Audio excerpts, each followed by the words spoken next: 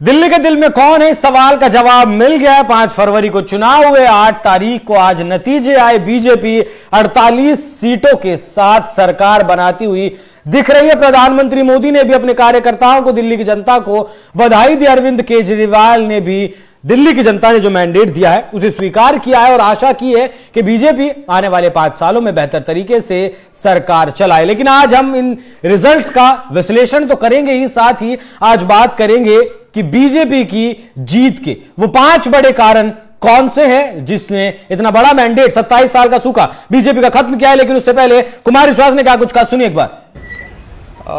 सबसे पहले तो भारतीय जनता पार्टी के लोगों को जीत मिली है, उन्हें बधाई, और आशा करता हूं कि जो जनादेश दिल्ली की जनता ने उन्हें दिया है उसकी वो प्रतिपूर्ति करेंगे।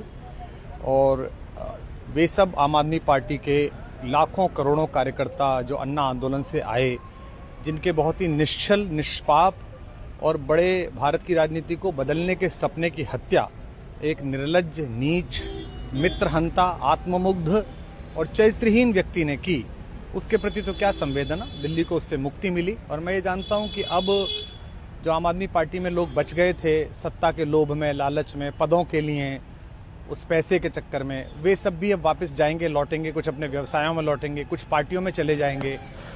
और कुमार विश्वास का अपना पर्सनल हो सकता है जिस तरीके से आम आदमी पार्टी उन्होंने छोड़ी, लेकिन एक छोटी सी टिप्पणी कुमार विश्वास पर, उसके बाद वो 5 कारण कौन से हैं बीजेपी की जीत के, बहुत फटाफट पंकज जी।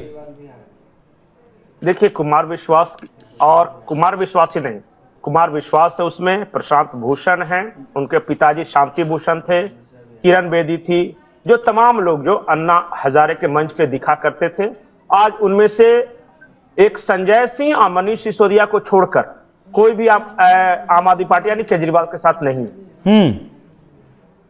और सारे लोग जो उस स्टेज पे खड़े थे, चाहे स्वामी रामदेव खड़े हों, अन्ना हजारे खड़े हों, सारे के सारे अरविंद केजरीवाल के विरोधी हो गए।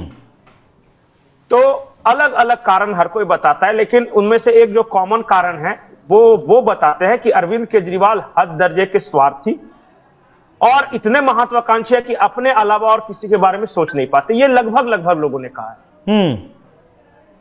और इन लोगों का आरोप यह है, जो भी अरविंद केजरीवाल के साथी थे, इनका आरोप यह है कि अरविंद केजरीवाल की कोई विचारधारा नहीं है।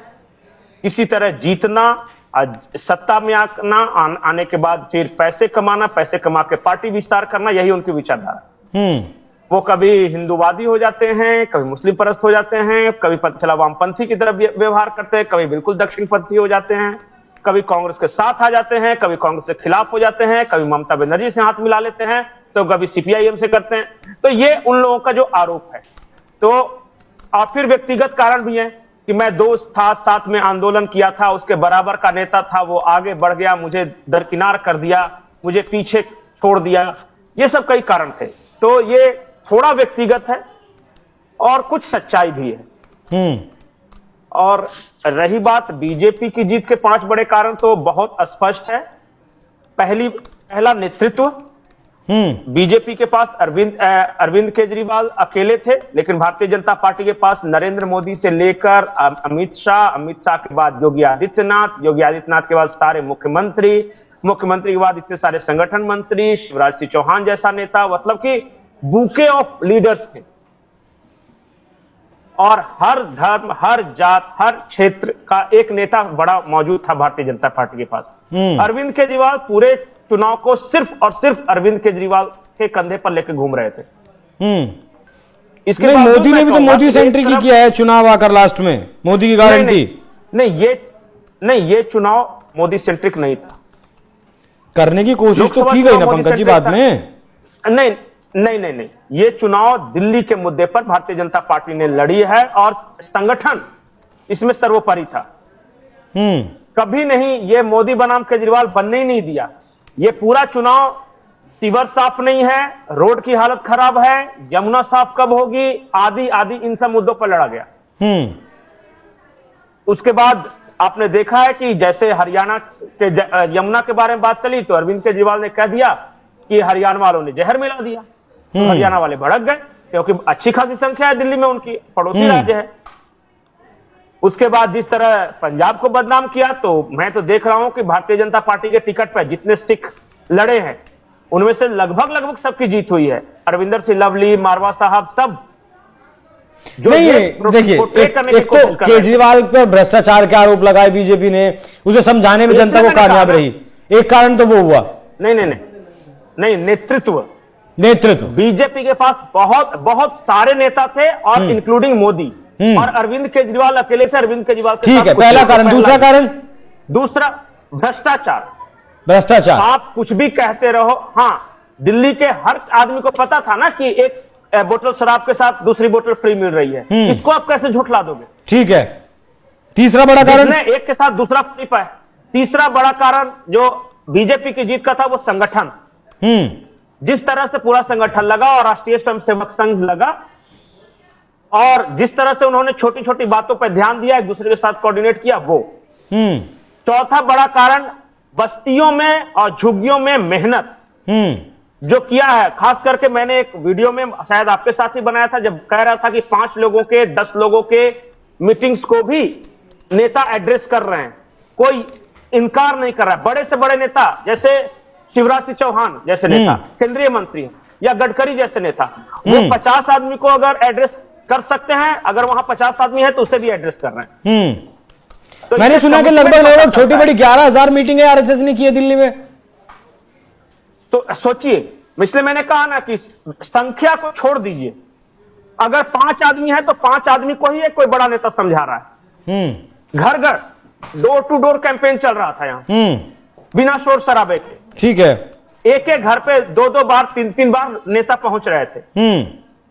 तो ये इसलिए मैंने कहा कि संगठन। चलिए, 3 कारण। चौथा बड़ा कारण, राष्ट्रीय स्वयंसेवक संघ। जब लोकसभा चुनाव हुआ, लोकसभा चुनाव में संघ और बीजेपी के बीच जो कंफ्यूजन या उस तरह पोर्ट्रे किया गया, उसके बाद इन्होंने सबक सीखा।